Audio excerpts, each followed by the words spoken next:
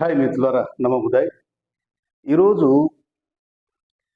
బౌద్ధ జాతకథల్లో నుండి 461వ జాతకథని మీకు వివరించబోతున్నాను. ఈ 461వ జాతకథ దశరథ జాతక కథ. ఇది బౌద్ధ జాతకథలలో దాదాపు ప్రాముఖ్యం పొందిన కథ. అంటే దాదాపు 10 కథలు ఉంటాయి. అందుకే ఆ కథలన్నీ కలుపుకొని దశావతార బుద్ధుడు, దశావతార మందిరాలు కూడా మనకు ఉత్తరప్రదేశ్లో కనపడతాయి. సో ఈ దశరథ జాతక గురించి మనం మాట్లాడుకుంటే, పూర్వం వారణాసిని పరిపాలిస్తున్న, అంటే బనారసిని పరిపాలిస్తున్న దశరథ రాజుకి 2 కొడుకులు, 1 కూతురు ఉంటారు. 2 కొడుకులు, ఒకరు రాముడు, రెండో అతను లక్ష్మణుడు, 3వ కూతురు వచ్చేసి సీత. ఈ ముగ్గురు చిన్నగా ఉన్నప్పుడే వాళ్ళ అమ్మ చనిపోతుంది. అంటే దశరథ రాజు భార్య చనిపోతుంది. తర్వాత రెండో పెళ్లి చేసుకుంటాడు ఆయన. రెండో పెళ్లి చేసుకున్న తర్వాత ఆమెకు కూడా ఒక కొడుకు పుడతాడు. ఆయననే భరతుడు. ఈ జాతక కథలో ఈ పేరుతో సహా ఉన్నాయి. అయితే చిన్నగా ఉన్నప్పుడే ఈ రెండవ భార్యని దశరథ మహారాజు, ఏదైనా నీకు కోరిక ఉంటే చెప్పు, నీ కోరిక నెరవేరుస్తానని అడుగుతాడు. అడిగితే నేను సమయం వచ్చినప్పుడు చెప్తానండి, నా కోరిక తప్పకుండా తీరుస్తావు కదా, ప్రమాణం చేయండి అని చెప్పి ఆమె ప్రమాణం తీసుకుంటుంది. బాగా పిల్లలు యుక్త వయసు వచ్చిన తర్వాత ఇక రాజ్యం ఎవరికి అప్పచెప్పాలా అని ఆలోచిస్తున్న సందర్భంలో రెండవ భార్య, నా కొడుకుని రాజుగా చేయండి, ఆ రోజు నాకు మాట ఇచ్చారు, మీరు మాట తప్పకూడదు అని చెప్పేసి అడిగేసరికి ఈయన కోపమవుతాడు. ఏదైనా కోరికలు అంటే నీ జీవితానికి సంబంధించిన కోరిక అడగాలి కానీ నీ కొడుకు జీవితం గురించి కాదు, నీకెంతో బాధ్యత ఉందో నాకంతే బాధ్యత ఉంది భరతుడి విషయంలో. కాబట్టి ఇంట్లో పెద్దవాడిని రాజు చేస్తారు, నేను ఒప్పుకోనని చెప్పేసి ఆయన ఒప్పుకోసరికి ఈమె కొన్ని కుతంత్రాలు చేయడం మొదలు పెడుతుంది. ఆమె చాలా నెగిటివ్గా కనపడుతూ ఉంటుంది ఆయనకి. అంటే ఎప్పుడైనా సరే నా పిల్లల్ని, మొదటి భార్య పిల్లల్ని చంపేస్తుందేమో, కాబట్టి నేను తనకు జబ్బు ఉంటుంది దశరథుడికి, ఎక్కువ రోజులు బతకను, మేబీ 10 సంవత్సరాల కంటే ఎక్కువ బతకను అని చెప్పేసి ఆయనకి తెలుసుకుని ఒక 12 ఏళ్ళు ఈ రాజ్యం వదిలిపెట్టి హిమాలయ పర్వతాలకు వెళ్ళండి అని చెప్పేసి ముగ్గురిని పిలిపించి, అంటే 2 కొడుకులు పిలిపిస్తాడు. ఫస్ట్ పెద్ద భార్య పిల్లల్ని ఇవన్నీ చెప్పాడు. ఇట్లా మీ చిన్నమ్మ అడుగుతుంది అదే ఏం చెప్పాడు, మీరు ఈ రాజ్యాన్ని వదిలిపెట్టి 12 ఏళ్ళు మీరు హిమాలయ పర్వతాల్లో గడిపి అక్కడ ఉన్న రాజ్యాలను మీరు చూస్తూ మీరు రాజా జ్ఞానాన్ని నేర్చుకోండి అని చెప్పేసి చెప్తాడు. చెప్తే తండ్రి ఆజ్ఞ కాదనకుండా 2 కొడుకులు వెళ్ళిపోతే 3వ కూతురు, చిన్న కూతురు కూడా వాళ్ళతో పాటే వెళ్తుంది. నేను అన్నలతో పాటే వెళ్తానని చెప్పేసి ఆమె కూడా వెళ్తాను. అయితే ఇక్కడ మనకు మామూలుగా వాల్మీకి రామాయణంలో వీళ్ళు అరణ్యవాసం వెళ్ళినట్టు అక్కడ చెప్తారు, కానీ ఇక్కడ వీళ్ళు హిమాలయ పర్వతాలు వెళ్ళినట్టు ఈ జాతక కథలో ఉంది. అయితే ఈ జాతక కథలో ట్విస్టులు ఏంటిదంటే, ఈ ముగ్గురు వెళ్ళిన తర్వాత 9 సంవత్సరాలకు దశరథుడు చనిపోతాడు జబ్బుతో. చనిపోయిన తర్వాత అక్కడ ఉండే మండలి, అంటే పాలక మండలి అంతా నిర్ణయం తీసుకొని ఇప్పుడు మనం బోధిసత్వ రాముని పిలిపించాలి, ఇంకా ఆయనకు పట్టాభిషేకం చేయాలి అని చెప్పేసి వాళ్ళు ఒక ఆలోచన చేస్తారు. చేస్తే అక్కడ ఆయన రాణి ఏం చెప్తారంటే, నాకు వాళ్ళు అరణ్యవాసం అంటే వనవాసం వెళ్ళిపోయారు, నా కొడుకును చేయాలని డిమాండ్ చేస్తుంది. అయితే వాళ్ళు ఒప్పుకోపోయేసరికి భరతుడు కూడా, అంటే రెండవ భార్య కొడుకు భరతుడు కూడా ఆ పెద్దలు చెప్పిందే సమ్మతం కనపడుతుంది. ఇంటికి పెద్దవాడే కదా రాజ్యం పరిపాలించాల్సింది, నేను తగను, నేను అన్న వాళ్ళ దగ్గరికి వెళ్ళి ఒకవేళ అతను కాదని నువ్వు చేయమని పరిపాలన చేయమంటే నేను చేస్తాను అని చెప్పేసి పట్టాభిషేకానికి సంబంధించినవి అక్కడి నుంచే రాజుగా ఆయనని స్వాగతం పలకాలని చెప్పి కిరీటము, డాలు అన్ని తీసుకొని వెళ్తాడు. వెళ్ళిన తర్వాత అక్కడ తండ్రి చనిపోయిన విషయం వాళ్ళకి తెలియదు. వాళ్ళ అన్నకు చెప్పాలి. ఫస్ట్ బోధిసత్వం చెప్తాడు రాముడికి, అన్న ఇట్లా నాన్న చనిపోయినాడు అంటే ఏం బాధపడు రాముడు, అసలు కనీలో చుక్క కూడా రాదు, నీళ్ళ చుక్క కూడా రాదు. భరతుడు ఆశ్చర్యంగా చూస్తాడు. తండ్రి చనిపోతా అంటే కూడా ఏడ్చలేదు అని చెప్పేసి. తర్వాత వాళ్ళిద్దరికి ఇప్పుడే చెప్పకు, తర్వాత చెప్పు అంటే, లేదు లేదు నువ్వు తేడా కనపడుతున్నావు, నేను పోయి వాళ్ళకి చెప్తా అని చెప్పి వాళ్ళకి సీతకు లక్ష్మణుడికి చెప్తాడు. చెప్తే వాళ్ళు బోరున ఏడుస్తూ చాలా బాధపడితే అప్పుడు ముగ్గురు కలిసి అడుగుతారు, రామా ఎందుకు ఏడుస్తలేవు నువ్వు, తండ్రి చనిపోతే బాధపడుతులేవు అంటే, అప్పుడు రాముడు అక్కడ వాళ్ళకి ఏం చెప్తారంటే, అందరం భూమి మీద శాశ్వతం కాదు, ఏదో ఒక రోజు అందరం పోవాల్సిన వాళ్ళమే, కాబట్టి ఇప్పుడు మనం ఏడ్చినంత మాత్రాన తిరిగి రాదు, నెక్స్ట్ ఏం చేయాలి, తర్వాత ఏం చేయాలి ఆలోచన చేయాలి, కానీ మనము ఒక క్షత్రియ వంశంలో రాజవంశంలో ఉన్నాం కాబట్టి దేనిని దిగమించుకోవాలి అని చెప్తాడు. వెంటనే వాళ్ళు ఆ మాట నచ్చి ఆ ఏడుపు మానేస్తారు. అయితే రాన్న మరి వెళ్దాంరా అంటే, రాముడు నేను రాను, నాన్నకి ఇచ్చిన మాట 12 సంవత్సరాలు, నువ్వు వెళ్ళి పరిపాలన చేసుకో, నాకు రాజ్యం మీద కాంక్షత లేదు అని చెప్తాడు. చెప్తే రాను అని చెప్తే, సరేనా నీ పాద ముద్రలు ఇచ్చేయి, పాద ముద్రలు పెట్టి అక్కడ సింహాసనం మీద పరిపాలన నేను చేస్తానని చెప్పేసి భరతుడు ఆ పాద చెప్పులు అంటే పాదరక్షల పుట్లు దానితో గడ్డి పరకలతో పాదాలు చేసుకుంటారు, చెప్పులు తయారు చేసుకుంటారు, వాటిని తీసుకొని సింహాసనం మీద పెట్టి రాజ్యం పరిపాలిస్తున్నాడు. ఈ జాతకథలో ఏం చెప్తున్నారంటే, ఈ పాదరక్షలు ఎవరైనా న్యాయం తప్పితే అబద్ధం ఆడుతుంటే ఆ పాదరక్షలు ఎగిరి కొట్టుకుంటాయంట. అంటే జాతకథలో చెప్తున్నారు అట్లా. అంటే తప్పు అని చెప్పి ఆ చెప్పులు చెప్తాయంట, ఎగిరి కొట్టుకునేది. అయితే ఇలా 3 ఏళ్ల తర్వాత ముగ్గురు అన్నా చెల్లెళ్ళు వచ్చి రాముడు పరిపాలన చేస్తాడు. అయితే ఇందులో 16,000 సంవత్సరాల పాటు రాముడు పరిపాలించడానికి జాతకథలో చెప్తున్నాడు. సో ఇది ఒక దశరథ జాతక కథ.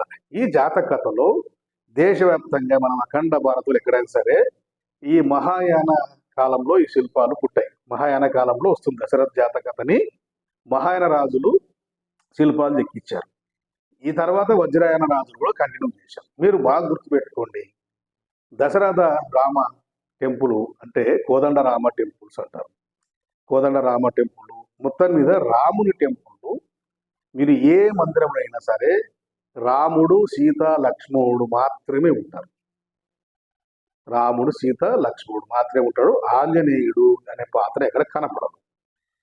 మీరు అక్కడ ఆంజనేయుడు లేడు.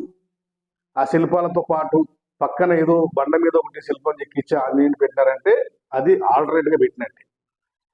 ఈ దశరథ జాతక కథ ఆధారంగా చాలా దేశంలో చాలా నిర్మాణాలు జరిగాయి. కాబట్టి మిత్రులారా, ఇందులో దశరథ జాతకథ, అలాగే ఘటపండిత జాతకథ, మహాకపి జాతకథ, అలాగే చాలా అంటే వసంతర జాతకథ, కొన్ని ఒక 10 జాతకథలు చూస్తే చాలా విలువైనవి.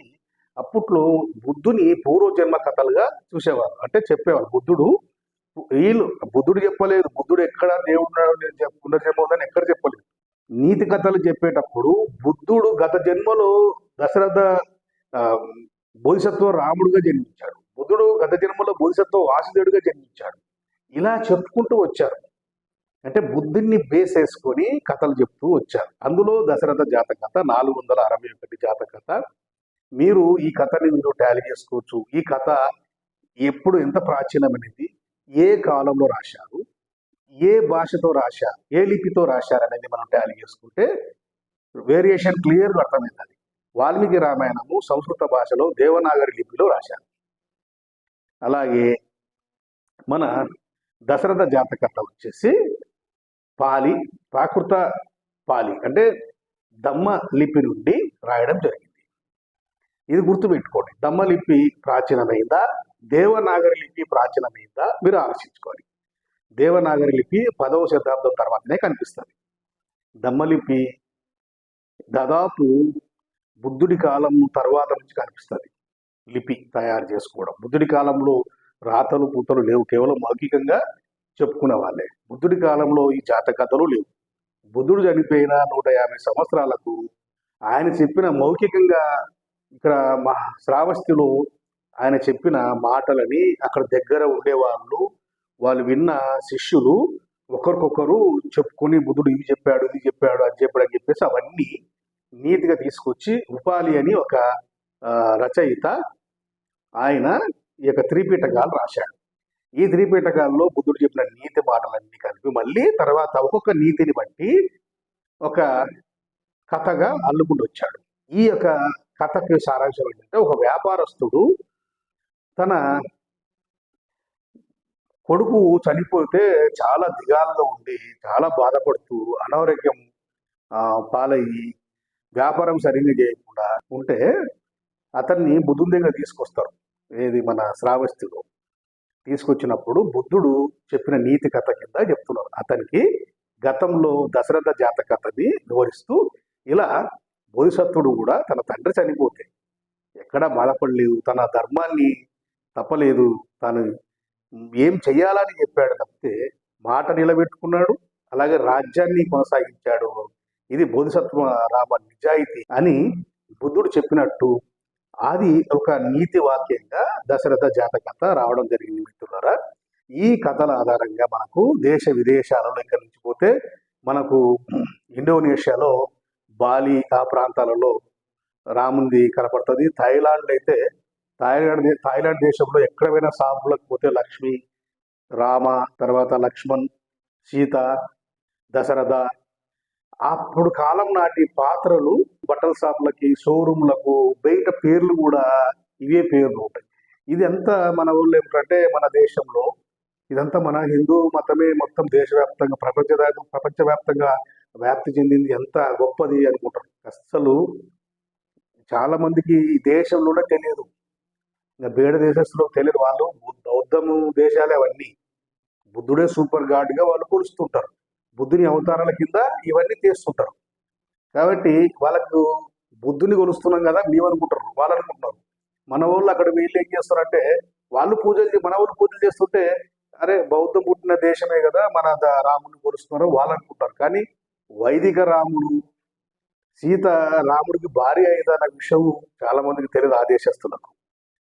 కాబట్టి ఇక్కడ ఇంకా కొన్ని దేశాల్లో వక్రీకరణ కూడా జరిగిందంటే, మన దేశంలో వైదికం బలపడిన తర్వాత విదేశాల్లో కూడా ఇప్పుడు థాయిలాండ్లో 17వ సెంచరీలో ఈ యొక్క గ్రంథాలని తగలబెట్టేసి సీతని, అప్పటి వరకు చెల్లెలుగా ఉన్న సీతని భార్యగా చేసుకొచ్చారు. ఇప్పుడు థాయిలాండ్లో భారీగా అసలు కథలో ఏముంటుంది తెలుసా, మిక్స్డ్ ఉంటుంది. థాయిలాండ్లో చాలా మిశ్రమ స్పందన, కథ మొత్తం చెల్లెలుగా కొనసాగుతుంది. కథ ఎండింగ్ వచ్చే లోపల సీత భార్యగా కనబడుతుంది థాయిలాండ్ రామాయణంలో.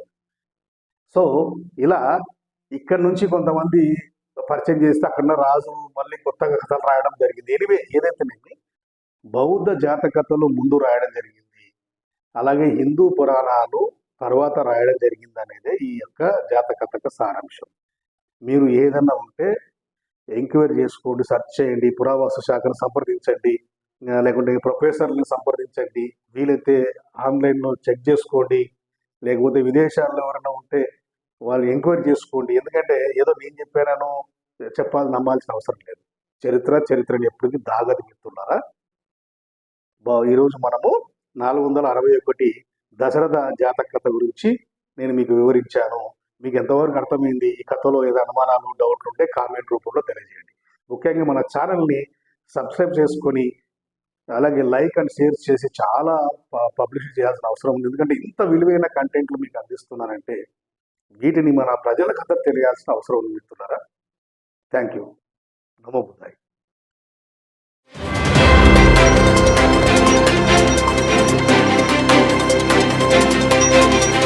బహుజనుల గుండె చప్పుడు మీ బహుజన 9 న్యూస్. బోధించు, సమీకరించు, పోరాడు.